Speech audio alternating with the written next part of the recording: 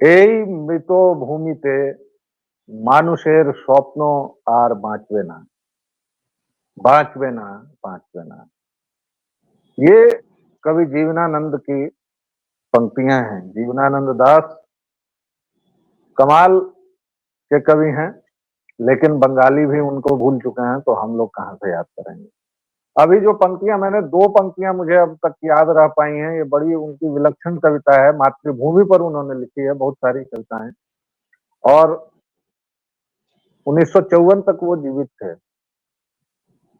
बंगाल के विभाजन पर कभी भी अगर आपको कुछ पढ़ना हो तो जीवनानंद दास को जरूर पढ़ें, और इनकी मार्मिक कविताएं जो हैं वो कहीं ना कहीं आपके जेहन को छुएंगी। ये दो पंक्तियां मैंने क्या कही है, ए मृतो भूमि से मानुषेर स्वप्नो आर बांचवे ना, मतलब इस मृत भूमि पर मनुष्य का सपना अब जीवित नहीं रहे।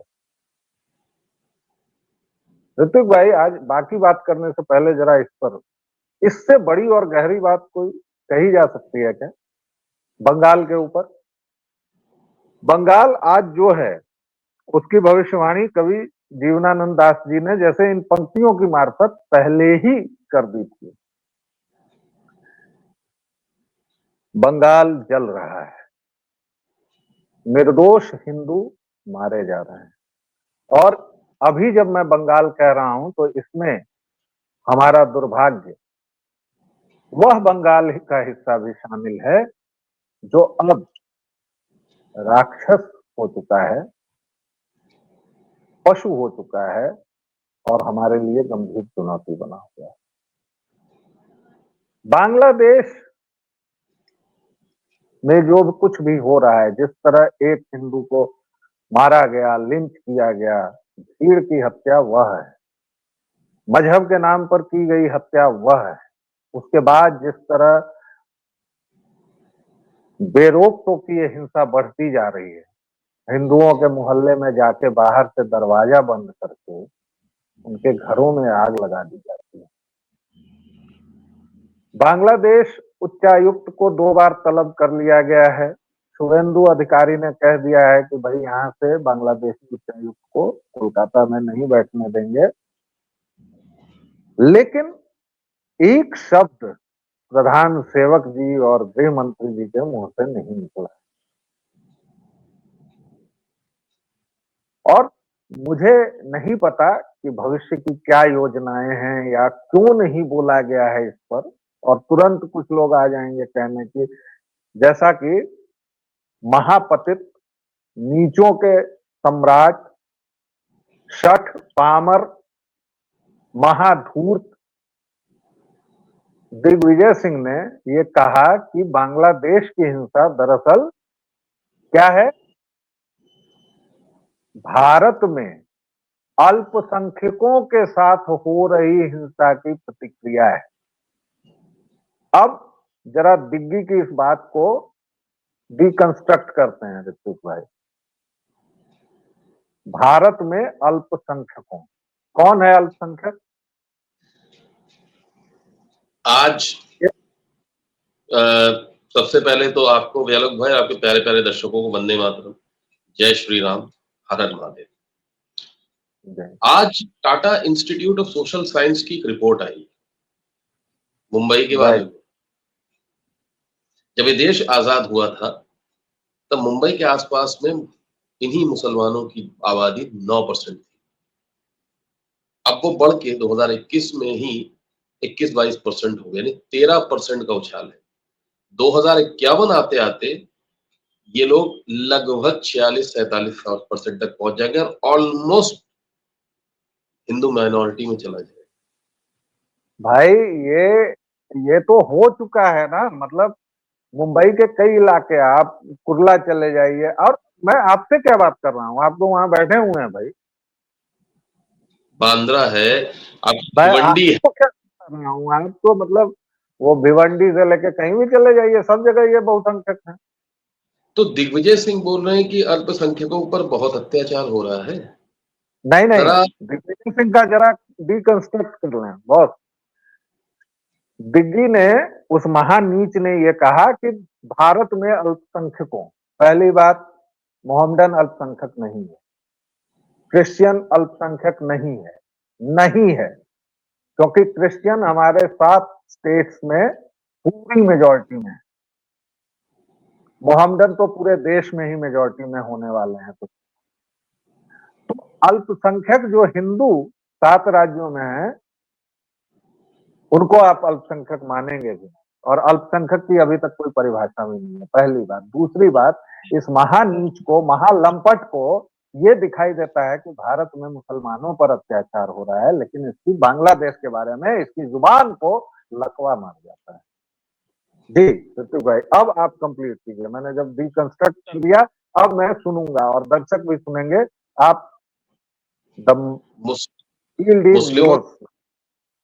मुस्लिमों को ये अल्पसंख्यक मानता है ना, तो इनके जो आयरन लेडी हुआ करती थी, उनके समय फरवरी 1983, आपके दर्शक गूगल करके देख ले, आसाम में नेल्ली में मैसेकर हुआ था, नरसंहार हुआ था। एक दिन में 6000 मुसलमानों को मार दिया गया था। उस वक्त सरकार किसकी थी? आयरन लेडी की, यानी कांग्रेस की, और आसाम में भी कांग्रेस की सरकार थी। 1984 में सिखों को मारा गया, तब सरकार किसकी थी? इन्हीं की थी, अतपगले के बड़े वाले पिताजी, मतलब बहुत बड़े वाले अतपगले की।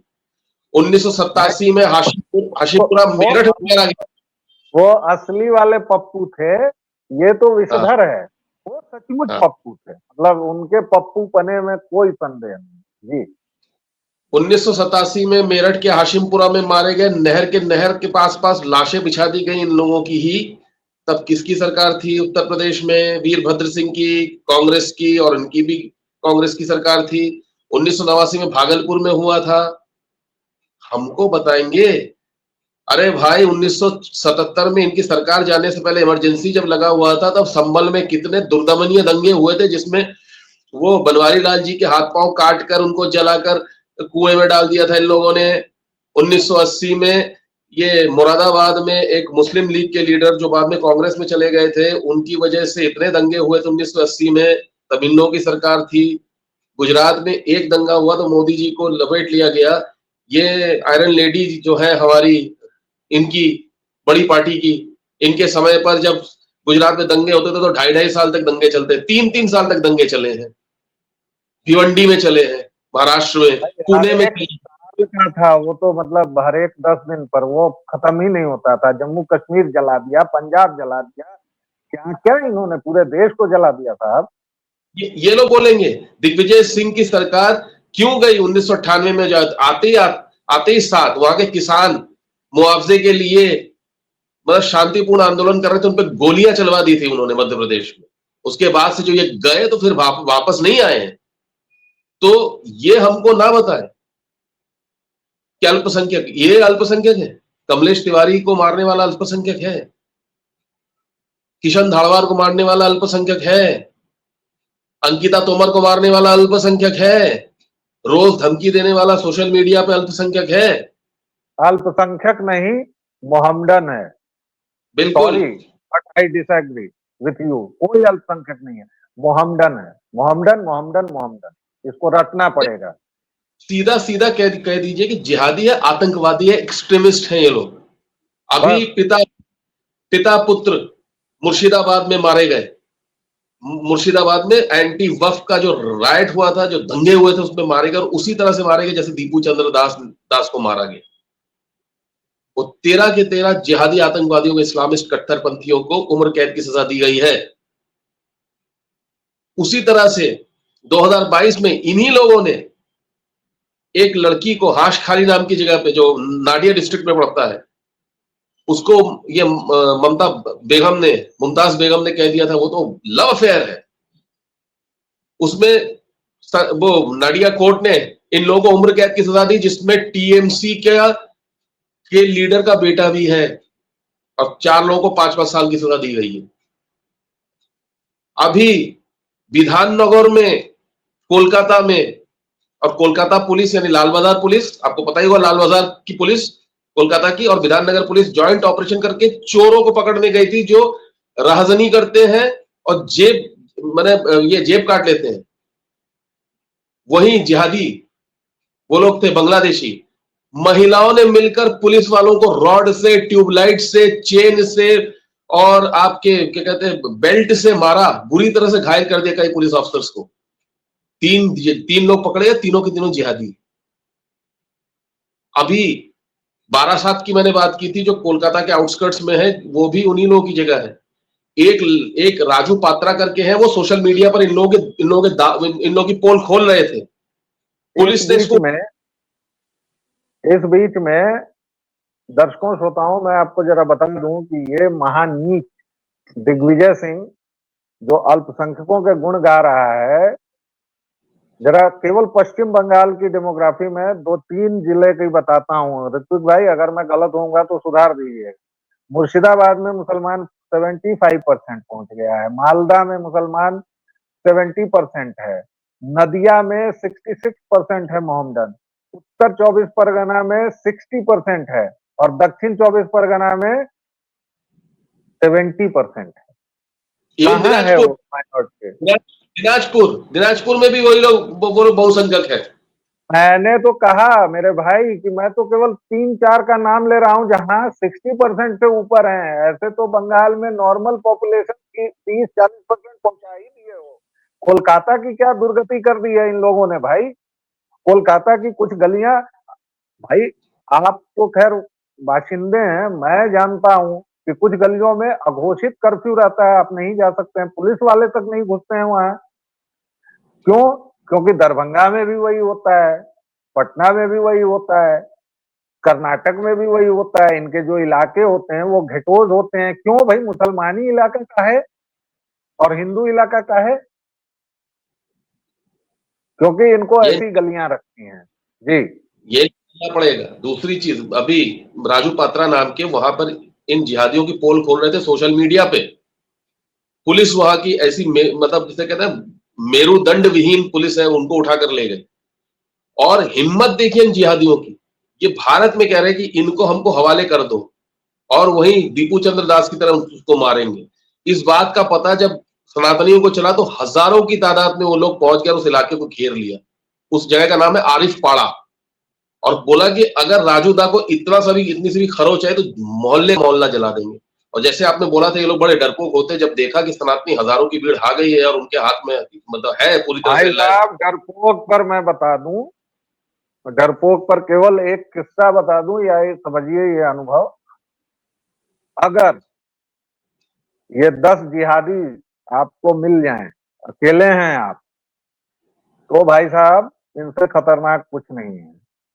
लेकिन अगर वही अकेला व्यक्ति भी अगर खड़ा हो जाए और कहे कि हाँ आओ देखते हैं, तो भाई साहब वो भीड़ हट जाएगी। इनके जैसी डरपोक, क्योंकि देखिए जीन है ना, पापा ने डर से सलवार पहनी और मम्मी ने डर से सलवार उतारी, तो वो डर जो है वो तो इनबिल्ट है, लेकिन उसको क्रूरता की शिक्षा दे देकर खत्म किया गया कि भाई 1 साल के बच्चे को पहले रेतना सिखाओ, है ना, घर में इतना खून खराबा करो, इतना ये दिखाओ कि वो इम्यूनिटी धीरे धीरे उसकी बढ़ती जाए।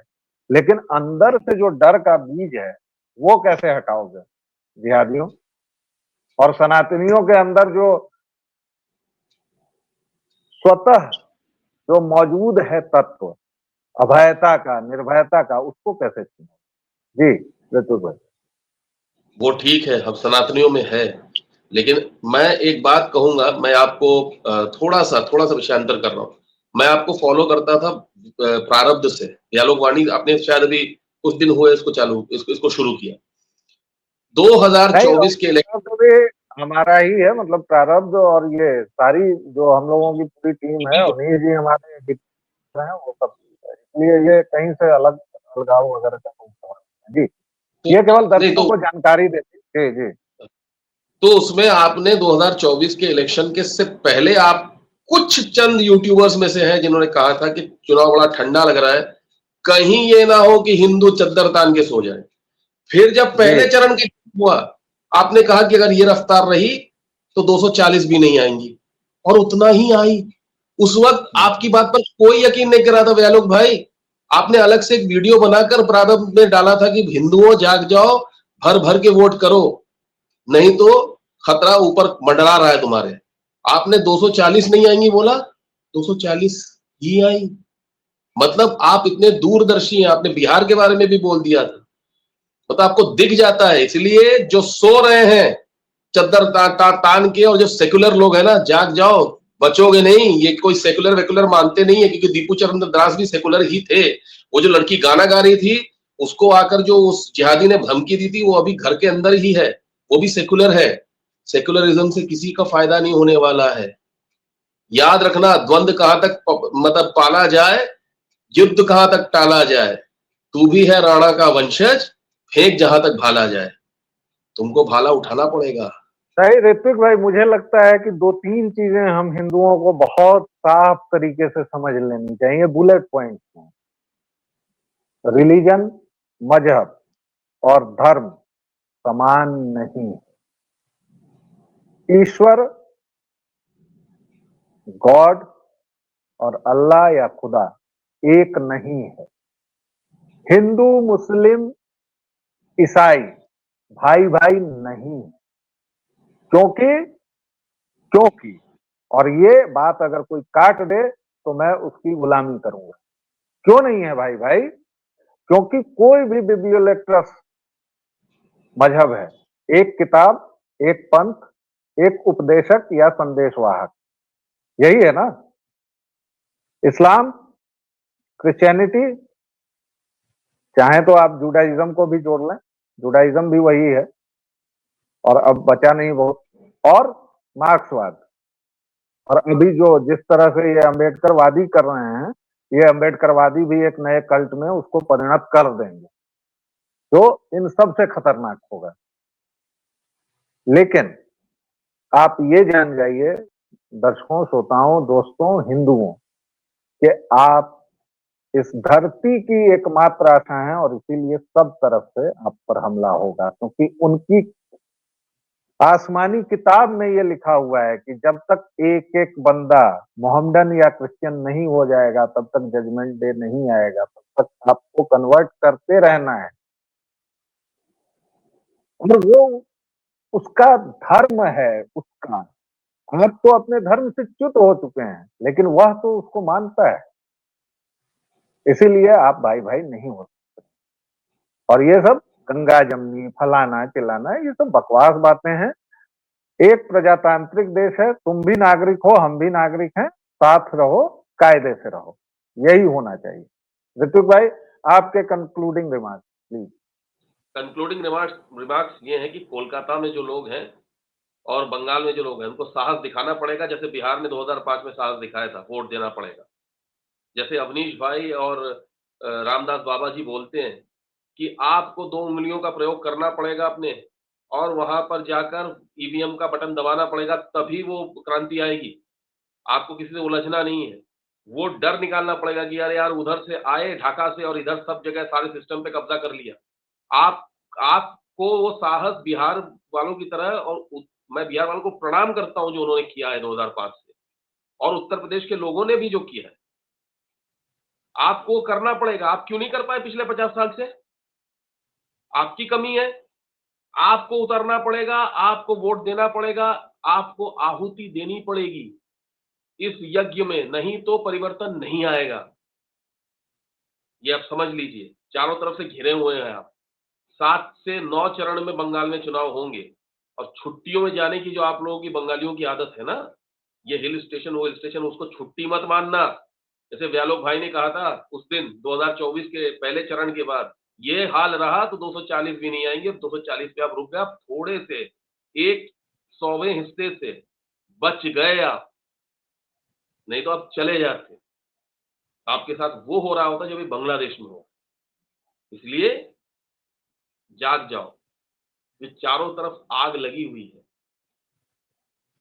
और हम में से हर एक दीपू चंद्र दास है उनके लिए। बस और चलते चलते एक और दे दूं कि दीपू चंद्र दास ही नहीं है, गुजरात के भुज में जो विभत्स घटना हुई है, आप सुन लीजिए। 31 साल के मोहम्मदन यूथ ने 14 साल की हिंदू छात्रा का अपहरण किया, और चाकू की नोक पर घृणित कार्य किया, उसको मोबाइल में रिकॉर्ड किया, फिर वो जो क्लिप थी अपने दूसरे दोस्त को दिया, फिर उस दूसरे दोस्त ने, मैं बताने में कांप रहा हूं कि फिर उसने दुष्कर्म किया और ये सिलसिला 6 लड़कों तक चला। लड़की के व्यवहार में परिवर्तन आ गया, तमाम चीजें हो गई। टीचर ने पूछा और फिर माँ को बताया उसकी, फिर माँ ने जब बहुत कुरेदा तो उसने सारी बातें बताई। और आपको पता है उसमें से 2 नाबालिग हैं, 6 में से 3 को पकड़ चुकी है पुलिस, लेकिन जो नाबालिग हैं, हमारे यहाँ तो निर्भया आपको याद होंगी, हमारे यहाँ निर्भया का जो सबसे ज्यादा वहशी दरिंदा था मोहम्मदन, वो नाबालिग था, उसका नाम भी बदल दिया गया। और वो जब जुवेनाइल होम से छूटा तो उसको इसी कंजर केजरीवाल ने सिलाई मशीन और पता नहीं क्या क्या दिया। आप आज युद्ध भी में हैं, आप खरगोश की तरह आंखें बंद करके, कबूतर की तरह आंखें बंद करके और ये मान सकते हैं कि आप युद्ध में नहीं हैं। हम आपकी आंखें पूंछते रहेंगे, हम आपकी आंखों में उंगलियां डाल के ऐसे दिखाएंगे कि ये है। और भारत में न तो किसी अल्पसंख्यक के साथ न किसी दूसरे के साथ कोई अत्याचार और जुल्मों सितम नहीं हो रहा है। बकवास बातों को बंद किया जाए। हर एक हिंदू मेरा सहोदर है, हर एक हिंदू इस भाव से भरे और हर एक हिंदू दूसरे हिंदू के लिए लड़ना सीखे, वरना 10 साल में निशान बाकी नहीं रहेगा। 10 साल, बस केवल 10 साल। जी, आप अगर कुछ कहना चाहें, वरना इस मैं तो चलते चलते ये कहूंगा कि कल ही या आज की घटना है, king George medical college Lucknow, वहां से एक डॉक्टर पकड़ा गया, रियाजुद्दीन। उसने एक ओहो लड़की को हो, अपने प्रेम जाल में फंसाया और बाद में उससे धर्म परिवर्तन करने को कहा। और जब वो लड़की रोते रोते योगी बाबा के पास पहुंची और जब जांच हुई तो पता चला कि ये भाई साहब शादीशुदा है, इनको बच्चा है और अपनी पहली पत्नी का धर्म परिवर्तन करा चुके हैं। तो आप सोचिए कि आप किस तरह के खतरे के सामने खड़े हैं। आप खतरे की हदों में बढ़ चुके हैं। अब अगर आपने आंख बंद कर ली, जैसे व्यालोक भैया बोल रहे हैं, तो आप गए फिर।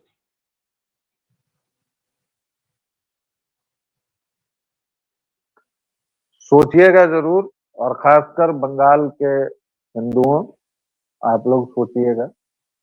और बात इसकी नहीं है कि आप मेरे वीडियो को देख लें, लाइक कर लें, शेयर कर लें, ठीक है, वो तो चलता ही रहता है। लेकिन सचमुच कैसा दुर्भाग्य है कि हम सामने के की चीजों को नहीं देख पा रहे हैं और हमें बार बार बताना पड़ रहा है। कैसा दुर्भाग्य है माँ भारती का कि उसके अपने बेटे अपने ही बेटों के खिलाफ खड़े हो गए। मोहम्मदन से या क्रिश्चियनिटी से तो बाद में आएगा, लेकिन जैसा कि फिल्मी डायलॉग है कि हिंदुस्तान को सबसे ज्यादा नुकसान तो हिंदुस्तानियों ने पहुंचाया भी है और सबसे ज्यादा खतरा भी है। इसी के साथ थोड़े से विराम के बाद फिर मिलेंगे। तब तक के लिए आज्ञा दीजिए। जय जय श्री राम। जय श्री राम।